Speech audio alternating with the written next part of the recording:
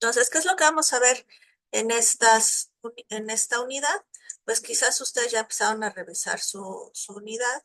Lo que nosotros vamos a ver es qué es el apego, ya en una forma más específica. Al principio a ustedes se les preguntó que con qué personas tenían más apego, y bueno, ustedes dijeron algunos familiares, pero ahorita ya vamos a ver en sí qué vamos a entender por apego y cuáles son las formas de irnos desapegando un poquito de las personas con las que estemos muchísimo más apegadas, ¿no? Hay apegos que son apegos sanos y el apego, por ejemplo, de los niños con la madre, pues es un apego muy sano y es una parte del proceso de nuestro desarrollo que tenemos que tener. Pero este apego no puede durar siempre ni toda la vida. Entonces, tenemos que aprender en cualquier relación que tengamos nosotros con alguna otra persona, tenemos que aprender a desapegarnos. Desapegarnos no quiere decir que ya no nos importe o que pues tú haz tu vida y yo la mía. No, no, no. Desapego es vivir con el otro bien desde un sentido en el que te respeto y me respetas como individuo y que en un momento dado si llegas a faltar, sí me va a doler mucho, porque acuérdense que el que uno experimente un duelo no quiere decir que no te duela, es parte del duelo, es el proceso del duelo, ¿no? Del dolor. Entonces, si no es que que no me duela tu pérdida o tu partida, pero no por ello voy a dejar de vivir, ¿no? Son cosas totalmente diferentes entre una y la otra. Entonces, hay que aprender a desapegarnos para poder tener una mejor forma de vida. Hay apegos que nos duelen mucho, sí, y va a haber apegos que pues sean más tolerables, ¿no? Cuando nosotros podemos tener un apego muy fuerte, pues con las personas muchísimo más cercanas, ¿no? Pareja, padres, hijos, hermanos, etcétera, ¿no? Entonces, aquí sí tenemos ya que ir revisando cómo podemos nosotros ir desapegándonos y ayudar a las personas a que vayan estableciendo este desapego para que pues pueda la personita que esté enferma o que ya tiene que partir pueda irse con mayor calma. Porque muchas veces, no sé si ustedes lo han visto ya en la práctica, pero muchas veces la gente no se va, no porque no quieran. A veces ya están muy, muy cansados los enfermitos y ya no pueden seguir luchando. Pero siguen, ¿por qué? Pues porque los hijos le están diciendo, no te vayas, papá, mira que nos haces mucha falta. O ha pasado, a mí me ha pasado con chaparritos que tienen cáncer, que a veces los niños nos dan unas lecciones tremendas, ¿no?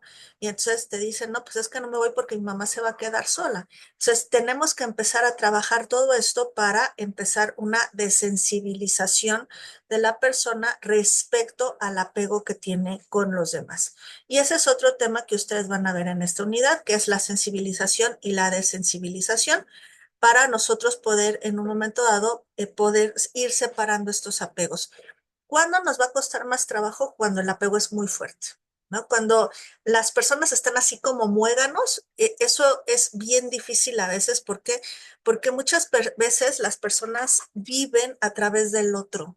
Y eso, pues esa no es una forma de vivir. O sea, si yo estoy viviendo a través de los triunfos y de los éxitos de mis hijos, pues no es mi vida, es su vida. Sí voy a compartir sus logros, sí voy a compartir sus éxitos, pero una cosa es compartirlos y otra cosa es vivirlos, ¿no? Y esto luego nos pasa mucho a las personas que no tenemos un buen manejo de emociones. Entonces, nos emocionamos demasiado o queremos que el otro haga lo que yo no pude hacer. Eso es algo que de plano está mal, ¿no? Porque el otro lo tengo que respetar como persona y entender que su vida es totalmente diferente a mi vida, ¿no? Y les digo, bueno, pues esto cuesta mucho trabajo. Luego vamos a ver en el tercer inciso lo que es la comunicación terapéutica. Es cómo ustedes deben de tener ciertas habilidades para poderse comunicar con las personitas que están en un proceso de muerte o bien con los familiares que pues tienen a algún familiar que esté en un proceso de muerte. Entonces, aquí vienen algunas recomendaciones de cómo debe de ser su comunicación con el paciente y con su familia. ¿Cuál es el papel que ustedes utilizan o van a utilizar en este proceso? No como tanatólogos, sino como un apoyo más al enfermo y claro, a la familia cuando se deje y claro, la importancia de la atención de ustedes en todos los pacientitos terminales, ¿no? ¿Por qué? Porque muchas veces ustedes son la última cara que ven. ¿No? Entonces, por lo regular, pues se pide a veces que esté un familiar junto con las personas, etcétera, pero hay veces que no se puede, ¿no? La familia está trabajando o están en otro estado, en otro país, etcétera. Y bueno, pues hay veces que pues a ustedes les toca estar ahí en este acompañamiento y no es fácil, ¿no?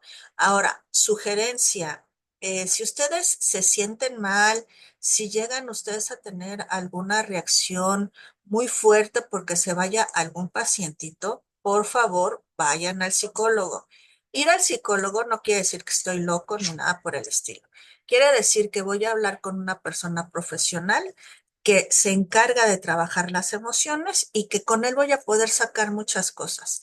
¿Por qué yo les recomiendo que vayan a terapia psicológica? Sobre todo por el papel que ustedes trabajan ya con personitas en estado terminal, porque luego nos quedamos con muchas cosas, ¿no? Por ejemplo, los psicólogos tenemos que ir a terapia sí o sí. ¿No? No podemos estar cargando el dolor ajeno de tantas personas con las que trabajamos. Ustedes también. Hay veces que ustedes quizás salen de su turno y salen súper mal. ¿Por qué? Porque un pacientito pues que iba respondiendo bien, de repente ya no respondió, porque creamos ciertos vínculos con las personas y me cayó bien el señor o la señora, era muy atento, muy lindo, etcétera. Y lógico es que vamos creando vínculos, somos seres humanos. Entonces, sí tenemos que hablarlo con alguien. Por lo regular, y esto pasó también mucho en pandemia, ustedes salían de su turno, de su jornada, y bueno, en pandemia no queríamos ni ver a la gente ni nada para que no se fueran a infectar. Pero no sé si te ha pasado, Nereida, a veces uno llega y dices, no quiero platicarles nada porque son cosas muy fuertes y igual y nada más los alteros se van a poner muy emotivos, etcétera. Y pues uno se va quedando con todo eso, se va quedando con todo eso. Y lo mejor pues es sacarlo, ¿no? Ahí sí hay que sacarlo y pues qué mejor que con alguien que no me vaya a juzgar, con alguien que me vaya a dar un criterio más objetivo y que me ayude a trabajar mis emociones. Entonces, cuando estemos con este tipo de pacientes, sobre todo los que están en unidades de terapia intensiva, en unidades de emergencia o en pisos importantes como es cancerología, urología, etcétera, pues sí, yo les sugiero que lo hagan, ¿no? Y al final vamos a ver los ejercicios que nosotros les proponemos para que puedan bajar un poco la ansiedad de las personas que se encuentran en un proceso de muerte. Entonces, bueno, vamos a tener que empezar a hacer un test, ahorita les digo cuáles son, y ya luego vamos a tener que hacer una intervención, ¿ok? Y de eso se Sí. trata precisamente su actividad, ¿ok? También me van a tener que hacer un diagnóstico de las necesidades reales y potenciales de la persona y de la familia o del familiar más cercano para que ustedes lo puedan revisar, ¿ok? Acuérdense que, pues claro, es desde su punto de vista de enfermería. No quiero que se me conviertan en psicólogos en un curso de 3 meses y menos 2 meses. Es imposible, ¿no? Pero bueno, vamos a ver qué nos está pidiendo la actividad porque luego ahí tenemos ciertas dudas. La actividad, primero lo que tenemos nosotros que hacer es, ya tenemos a nuestro pacientito identificado. Ustedes lo tuvieron que haber identificado desde la unidad uno que nos firmó el consentimiento informado, ¿no? Entonces, bueno, ahí se les dice que vamos a hacer unas prácticas con él. ¿Qué? Porque estamos estudiando la materia de acompañamiento, ¿ok? Ya tengo el consentimiento informado. Luego, le van a tener que hacer por lo menos 2 entrevistas al paciente, o sea, 2 entrevistas son 2 sesiones de acompañamiento, ¿no? Eso es a lo que nos referimos con 2 entrevistas. ¿Para qué? Pues para obtener en una los datos básicos y clínicos del paciente, que ustedes ya saben muy bien cuáles son, pero ahorita les digo cuáles tenemos que poner especial atención. Y la otra sesión, pues puede ser ya para aplicar alguna técnica o si no pueden aplicar las 2 técnicas, pues pueden ustedes solicitar una tercera sesión. Lo más recomendable es que las sesiones no sean muy largas, que sean de 30 a 45 minutos, para que la personita no se canse y que no sean seguidas, ¿no? Entonces, si yo tengo que entregar mi actividad hasta dentro de 15 días, pues voy programando más o menos, o en 8 días voy programando, es en 8 días, ¿no? Que tienen que entregarme. Sí, en 8 días. Bueno, pues voy programando, lo veo quizás mañana, el lunes otro ratito, el miércoles otro ratito, y para que tampoco canse yo a la persona, ¿no? Entonces, ustedes vayan ahí viendo cómo pueden hacerlo. Quizás ya hicieron su primer sesión en la cual tomaron todos sus datos. Eso es lo más importante, ¿no? Bueno, entonces aquí dice la actividad que la sesión se les dice que es de 1 hora, hora y media. Depende de cómo se vayan ustedes sintiendo y cómo se sienta el paciente. Si yo a los 30, 45 minutos ya siento que ya el pacientito ahí va, pues bueno, no tengo por qué estarlo presionando con otras cosas, porque hay gente que pues está muy cansada, muy lastimada, ¿no? Entonces nosotros nos tenemos que adaptar, ¿ok? Bueno, ¿qué vamos a hacer en la primera sesión? Tenemos que hacer el resumen clínico. ¿Qué es lo que pedimos en el resumen clínico? Ustedes ya lo han manejado muchas veces. Bueno, pues son los datos generales de identificación del paciente y una descripción detallada del motivo desencadenante del problema. ¿Cuál es el problema que ustedes me van a revisar aquí? Aquí sí se me van a salir de su zona de confort. ¿Por qué? Porque no es un problema físico, sino es un problema emocional. ¿Ok? Entonces, ¿cuál es el motivo por qué la persona está tan triste? Bueno, porque ya se encuentra en un proceso de etapa terminal y se preocupa mucho de su mamá, se preocupa mucho de sus hijos, se preocupa mucho de sus perros, no sé, ¿cuál es el fondo que le da a la persona esa ansiedad y esa preocupación? ¿Ok? Eso es lo que tienen que revisar. Luego, ¿cuál es la descripción de la actitud que ha tenido la familia al respecto? Aquí, cuando tenemos enfermos terminales o enfermos crónicos, sobre todo, hay veces que la familia se cansa mucho. Miren, no es lo mismo atender a una persona con conocimiento de causa, como ustedes lo hacen, ¿no? Que se prepararon ya técnicamente, ahorita están cursando la licenciatura. Es toda una preparación que ustedes tienen para poder atender a personas con enfermedad, ¿sí? Ustedes. Pero imagínense una personita en su casa que puede ser que esté estudiando preparatoria, universidad o que tenga alguna licenciatura, la que sea, ingeniería, agronomía, no sé, y su familiar se pone muy mal. Lógico es que todos los demás no tenemos la capacidad y la preparación que tienen ustedes para atender a las personas enfermas. ¿Y eso qué lleva o a qué conlleva? A un desgaste también tanto físico como emocional del cuidador.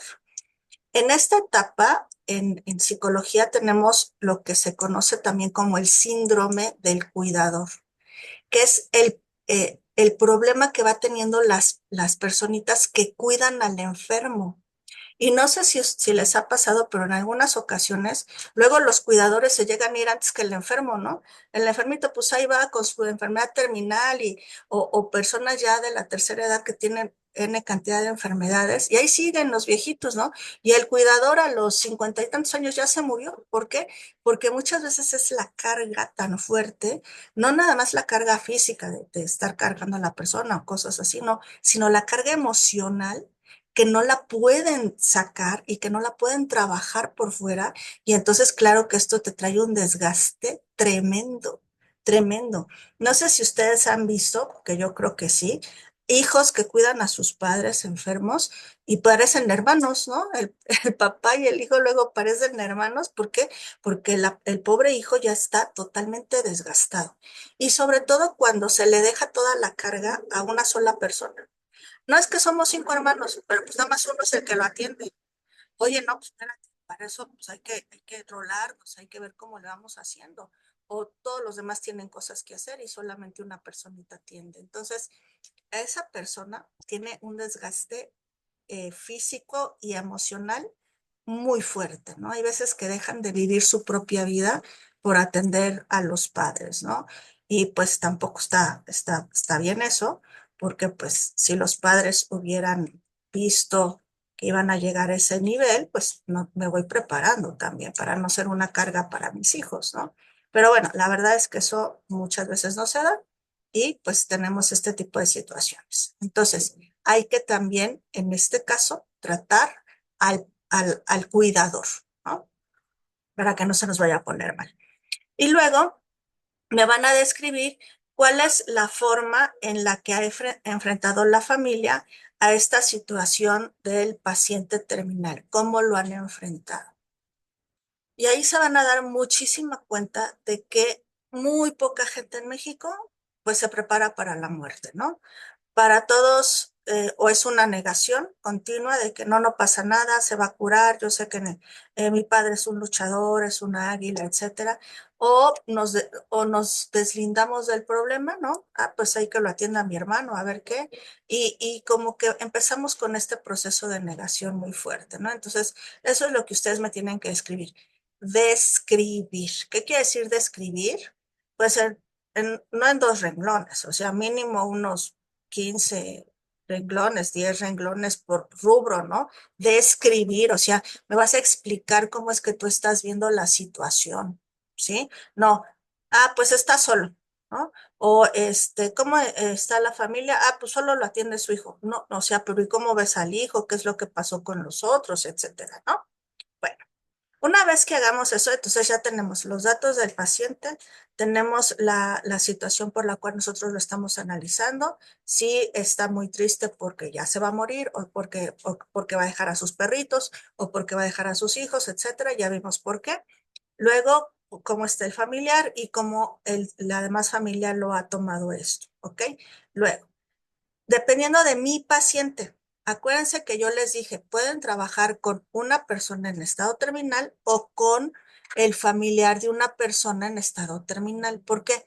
Porque hay veces que pues el enfermito ya está tan mal que no nos va a contestar nada ni vamos a poder trabajar con él, ¿no? Si ya el pobre señor pues se despierta 2 horas al día, pues ¿qué trabajos le voy a poder hacer emocionales, ¿no? ¿Con quién trabajo? Pues trabajo con el hijo, con la hija que está ahí cuidándolo 24 horas. Con ese sí puedo yo sacar sus emociones, ¿sí? Entonces, vean muy bien con quién van a trabajar, ¿sí? Porque luego me dicen, no, pues es que ya todos mis enfermitos ya casi están en estado casi inconscientes, ¿no? Pues claro que no te va a poder resolver un cuestionario, no te va a platicar, etcétera. O sea, lo vas a atender como enfermero, sí, claro, desde un ambiente físico, ¿no? Pero de ahí a atenderlo emocionalmente, pues el señor está dormido las 22 horas de 24. Entonces, no, si no puedo trabajar con el paciente, pues trabajo con un familiar, ¿vale? Pero tiene que ser un familiar con alguien que esté en un estado terminal o que haya recientemente perdido a alguien, ¿sí? También ustedes pueden trabajar con alguien que tenga un duelo ahorita porque perdió recientemente a alguien. Se le murió su amigo, se le murió algún hermano, se le murieron sus padres, alguien que tenga un duelo reciente. Con ellos podemos trabajar. Bueno. Entonces, ¿qué es lo que vamos a hacer? Le van a aplicar cualquiera de estos dos test. No se les aplican los dos, sino nada más uno de dos. ¿Qué pasó, Alberto? Bueno, yo tengo aquí entonces una duda. Eh, Había tenido por entendido desde la primera unidad que fue que localizamos a un paciente que esté pasando por un proceso ya sea de duelo, que esté en fase terminal o algún familiar, o bueno, también había entendido el concepto que duelo no solamente es que vaya a fallecer o que murió algún familiar o un paciente, sino que también la pérdida de la condición del estado de salud de esa persona. Entonces, ahorita usted está haciendo mención que es con sí, en un caso de fase terminal o que haya fallecido algún familiar. ¿Es correcto o si lo podemos, o si lo puedo trabajar de esa manera con algún paciente que haya perdido la condición de su salud? Porque yo Ah, en no, el sí, primer claro. caso, en la unidad uno tengo un paciente que tiene múltiples diagnósticos y así conforme va a revisiones médicas le van sacando otro y otro y otro. Sí, no, sí, sí puedes trabajar con alguien que haya perdido la salud, pero si tiene N diagnósticos, enfócate en solamente en uno, en donde Ah, ok. haya tenido la pérdida más grande, porque si no, pues tendríamos que ir de uno en uno y nunca vas a Ajá, acabar, ¿no? Pero sí, ok. sí, acuérdense que pérdida, pues es cualquier tipo de pérdida, pero básicamente la materia pues va enfocada a pérdida ya en una fase terminal o de una personita que haya perdido a alguien, ¿no? Pero si tú tienes a un paciente que haya perdido algún miembro, que esté perdiendo la salud, que haya perdido la vista, etcétera, y puedes trabajar con él, adelante, sin mayor problema. ¿No? Ok, muchas gracias. Sí, no hay de qué. Maestra, Mande. yo escogí un paciente con IRC sin tratamiento en la primera unidad, Ujú. pero ya después de estar trabajando con él ahí en el hospital, pues lo motivamos y todo, ¿verdad? Y ya aceptó su diálisis. Lo que pasa es de que ahorita ya, pues por tanto tiempo no estar en tratamiento, el paciente ahorita ya está a unas horas, o sea, está entubado, pues se agravó mucho, ¿verdad? Pero pues yo, la familia es muy, sí tenemos buena relación. ¿Puedo hacerle a la familia todo esto? A uno Porque, nada más. sí, sí, a la familia toda esta actividad a uno, Sí. porque también ahí ya va a estar, no sé si mañana que vaya al trabajo ya no lo encuentre o algo, porque está a horas. Entonces, si yo hago también uno que apenas va a pasar por el duelo, pues ya no lo voy a encontrar o no sé, No, creo. bien puedes trabajar con el familiar. ¿Por qué? Porque el familiar está viviendo de la mano con la personita que se le va, está viviendo todo. Y el familiar está entrando en etapa de duelo. Con Y él es con el que puedes trabajar. Ajá. supongamos que ya no lo encuentre el sábado que vaya al trabajo, que ya haya fallecido o algo, pues puedo escoger otro paciente que esté pasando por un duelo o algo así similar. Pacientitos, les decía que estén muy mal, va a ser difícil que trabajemos con ellos porque tienes que estar preguntando y tienen que hacer ejercicios emocionales, etcétera. Entonces va a ser difícil. Pero en este caso, si tienes pacientes tan graves, pues yo sí te sugeriría que trabajes con el familiar cuidador de alguno de ellos, ¿no? Para Y que el puedas familiar, aplicarlo mejor. ok, ¿y el familiar me tiene que firmar consentimiento Ajá. o pongo el consentimiento de la unidad uno? No, no, No, si cambias de paciente, te tiene que firmar con quién vas a trabajar. muy bien. Gracias. No hay de qué. Bueno, ¿algo más, Beto? Porque sigue tu manita levantada. Ah, no, perdón, ahorita la bajo, maestra, gracias. Ok, bueno. Entonces, ya tienen identificado a su paciente, o sea, paciente me refiero con quién van a trabajar ustedes, ¿ok? Entonces, le van a hacer uno de estos dos test. Puede ser el test de valoración de necesidades psicoemocionales, ¿sí? Este test de valoración de necesidades psicoemocionales lo van a aplicar si su paciente es paciente terminal. O sea, si está muy malito, pero les puede contestar, entonces con él es con a quien le van a aplicar este test, ¿sí? Si su paciente no está él en estado terminal, entonces le van a aplicar el test de duelo complicado o el test de duelo de Polo Scott. ¿Cuál es una y cuál es otra? El test de duelo complicado, como su nombre lo indica, es un test que vamos nosotros a aplicar cuando la persona, ustedes la están viendo que de plano el dolor que está sintiendo por su pérdida es exagerado. Ese sería un test de duelo complicado, ¿sí? Y lógico es que muchas veces ustedes no van a poder trabajar con estas personitas porque sí o sí los tenemos que mandar al área psicológica o psiquiátrica porque ellos ya no pueden con este dolor, ¿vale?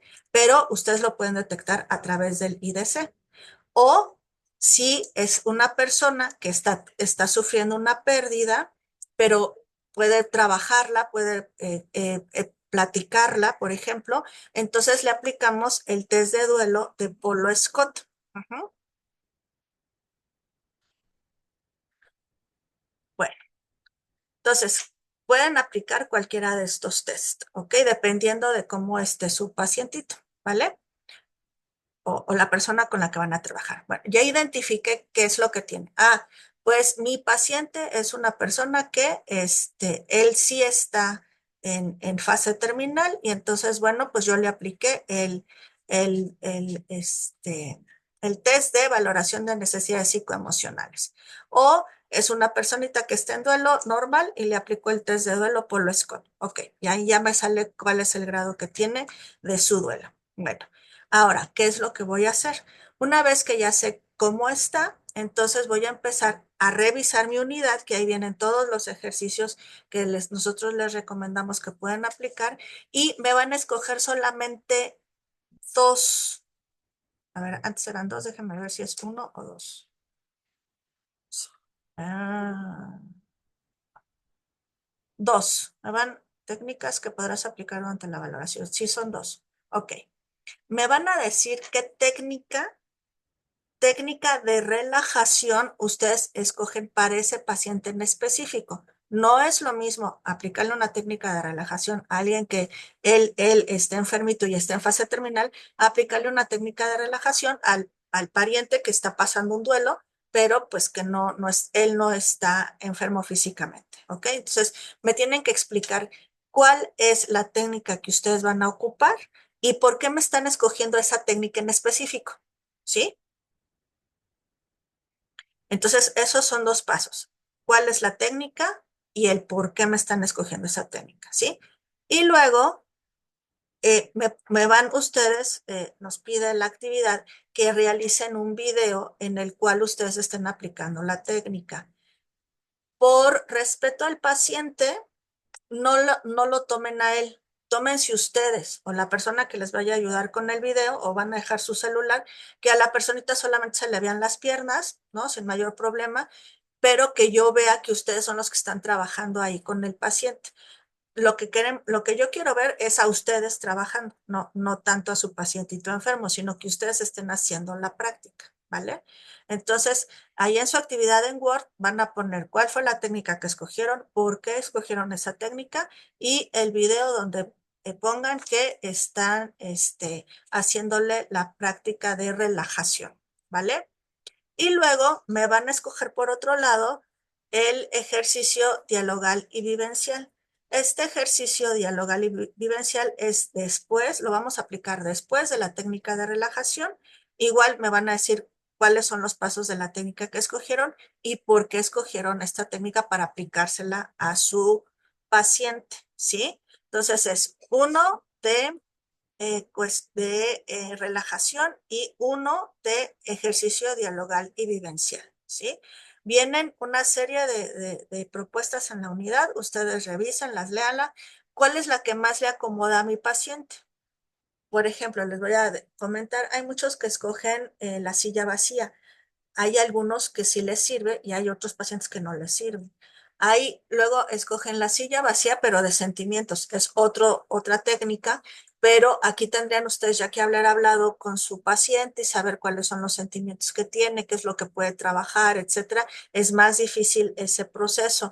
Entonces, escójanme muy bien cuál es la forma que ustedes quieren aplicarla. Hay otras que son más sencillitas. Entonces, no todos tenemos que enfrentarlos a una confrontación directa con la muerte o con sus emociones, no necesariamente, sino que podemos ayudarlos a que tengan otra forma de desprenderse. También vienen muchas técnicas de desapego. Entonces, ¿cómo puedo hacerlo? Dejando quizás una carta escrita, diciendo por ejemplo, con los niños trabajamos mucho testamento de juguetes, ¿no? Y ellos lo toman hasta como un juego de que, bueno, a mi primito le voy a dejar la bici, a mi hermano le voy a dejar el dominó, ¿no? Y entonces lo empezamos a tomar como un juego, pero empiezan también ellos a desprenderse. Entonces vayan viendo cuáles son las técnicas, una de relajación y una técnica vivencial. ¿Cuáles son las que ustedes más les acomoda? Bueno, no a ustedes, al paciente. ¿Cuál es la que más le va a servir? ¿Ok? Y también de me graban un video. Si el paciente da autorización en el consentimiento informado de que pueda él salir en el video sin mayor problema. Y si no, pues lo que quiero es verlos a ustedes, no a su pacientito, ¿vale? Entonces, enfóquense en ustedes, ¿ok?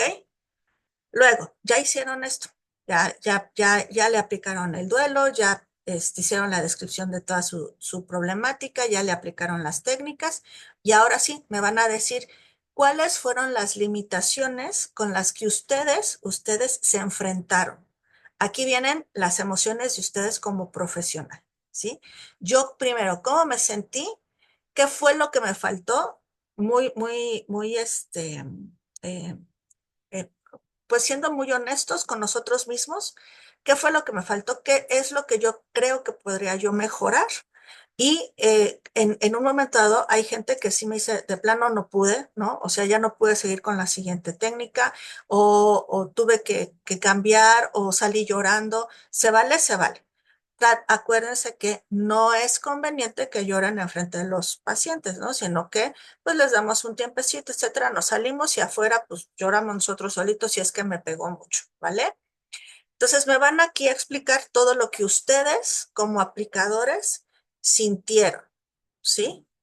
Bueno, y ya, por favor, revisen el instrumento de evaluación, que es la rúbrica. Revísenme siempre su rúbrica, me suben su archivo y con eso yo ya los califico, ¿ok? ¿Alguna duda, Nereida? Sí, los videos son dos, ¿verdad? Es Ujú. el de, es el de relajación y ejercicios de dialogar. Sí, uno Bueno, y uno. Ujú. sí, Sí, en esos, si el paciente no acepta, nosotros nos podemos grabar haciendo eso, ¿verdad? sí, O en la conversación del ejercicio dialogal, con que salga algo del paciente, no sé, pies, sí, piernas, algo. Y si sí. no, nada, ok. ¿Y a dónde se van a subir? ¿Ahí mismo en la plataforma? No, aquí en tu trabajo en Word me vas a poner el link del video. Puedes hacer el video y subirlo tú solita a YouTube o a Drive, donde tú te acomodes más, subes tu video y a mí solamente me das el link del video para que yo me pueda meter y ver. Ujú. Muy Sí. bien, Ujú. sí, gracias.